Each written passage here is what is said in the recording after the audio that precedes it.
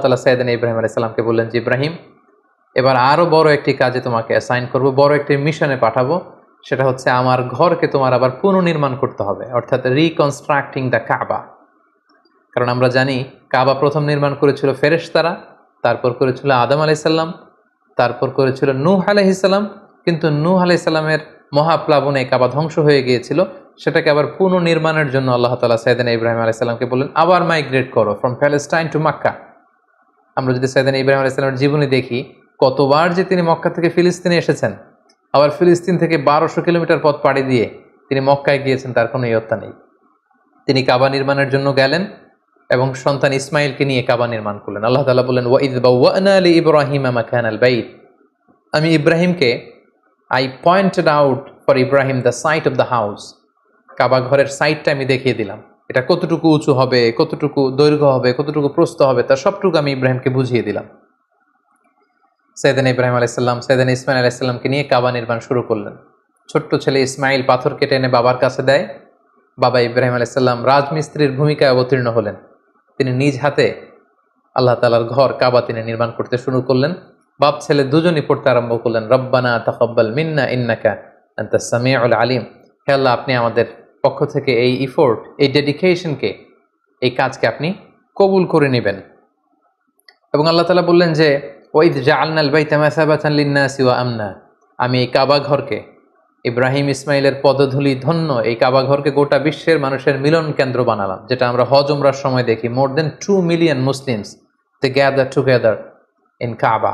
কাবার চারিপাশে প্রায় 20 লক্ষেরও বেশি মানুষ একসাথে হজের সময় তারা সালাত আদায় করে। গোটা বিশ্ব থেকে প্রতিদিন উমরার জন্য মানুষ কিন্তু সেখানে যাচ্ছে, অর্থাৎ মানুষের একটা মিলন কেন্দ্র আল্লাহ তাআলা সেই এলাকাটিকে বানিয়েছিলেন, কিন্তু যেটা একটা সময় ছিল অনুর্বর, জনমানব শূন্য একটি এলাকা।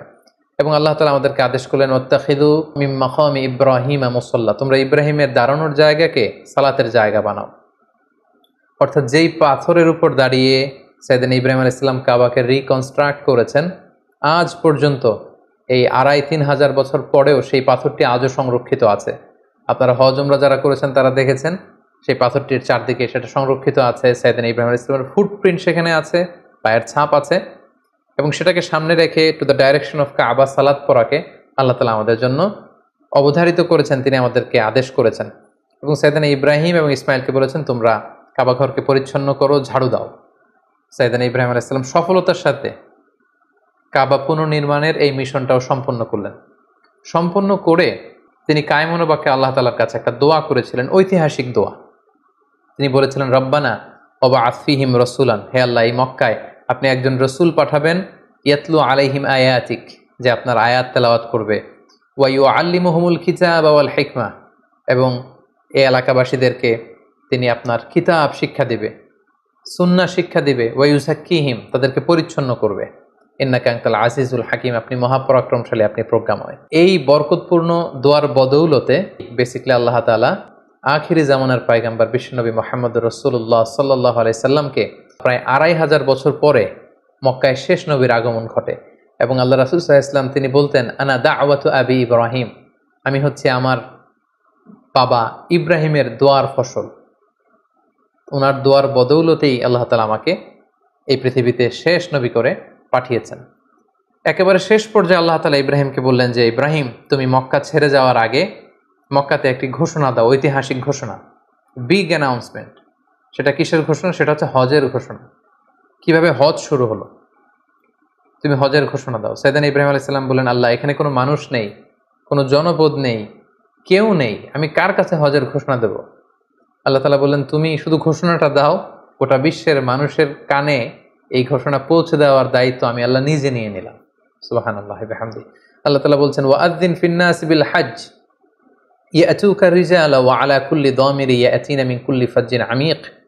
ইব্রাহিম, তুমি ঘোষণা দাও, তোমার এই ঘোষণার বদৌলতে দেখবে আগামী বছর থেকে গোটা বিশ্ব থেকে মানুষ আসতে শুরু করবে। এবং সাইয়েদনা ইব্রাহিম আলাইহিস সালাম সাফা পাহাড়ের উপরে উঠলেন, কোনো বর্ণনায় জাবালে আবু কুবাইসের উপরে উঠলেন, উঠে ঘোষণা দিলেন আইয়ুহান নাস ইন্না রাব্বাকুম ক্বাদ ইত্তাখাযা বাইতান ফাহাজ্জু, হে গোটা বিশ্বের মানুষ, আল্লাহ তাআলা একটি পবিত্র ঘর নির্মাণ করেছেন আমার মাধ্যমে, তোমরা এই ঘরে হজ পালনের জন্য আসো। তাফসিরে এসেছে যে এই ঘোষণাটা আল্লাহ তাআলা গোটা বিশ্বের সবার কানে তখন পৌঁছে দিয়েছেন। এমনকি আমরা তখন ছিলাম না এই পৃথিবীতে, আমরা রুহের জগতে ছিলাম, আমাদের কাছে আল্লাহ তাআলা এই আহ্বানটি পৌঁছিয়েছিলেন।